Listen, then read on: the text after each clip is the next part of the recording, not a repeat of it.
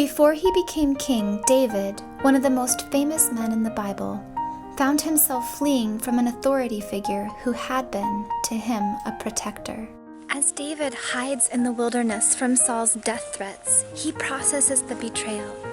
He asks God in Psalm 13, "Oh Lord, how long are you going to forget me? Forever? How long must I struggle with anguish in my soul? Where, God, is your justice?"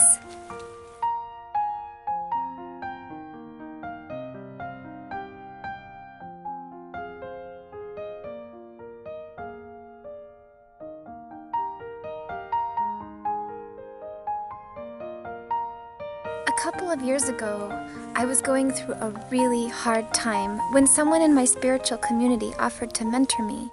It was so helpful to have someone to talk to as I was trying to keep afloat. I was just starting to feel like I had recovered when suddenly the relationship with my mentor completely capsized.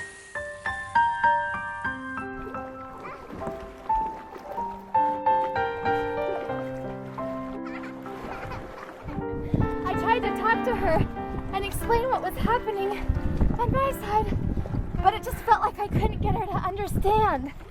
To me, it had just seemed like we had a massive miscommunication, and that if we could sit down with someone who was ensuring that our communication skills were good, that we could come to some sort of understanding in the situation. But she refused. Of course, my former mentor wasn't trying to kill me, as David's mentor Saul was trying to kill him, but the effects of the trauma caused me to hide. And I struggled, because although I was thankful for all the help my mentor had given me, the unselfishness that she had manifested toward me, the situation just felt so unjust. I found myself struggling to balance mercy and justice.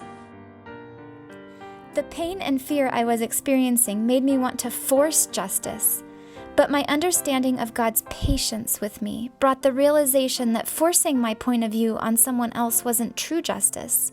In fact, it might actually prevent healing, which is the hope of mercy and justice. As I studied my Bible, I realized that navigating between mercy and justice is something that has gone on throughout history. In fact, one of Satan's major accusations against God is that mercy and justice cannot coexist together. David had many opportunities to take justice into his own hands. Yet as David trusted God, even though it took longer than perhaps he had hoped for, God proved himself faithful to show both mercy and justice to David's enemy, Saul. I know in my situation, God has tarried longer than I've preferred. As I've waited on God, I've done what I could to pursue justice, as it says in Deuteronomy 16:20, and seek a deeper understanding of his mercies. Though I'm still waiting, I know that God is faithful and that he cares about mercy and justice even more than I do. Maybe you're longing for both mercy and justice to be seen in your life.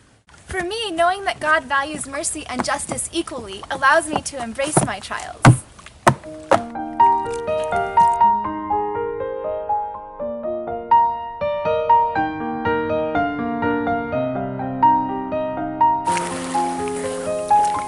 I will sing of your mercy and your justice, O Lord. Psalm 101.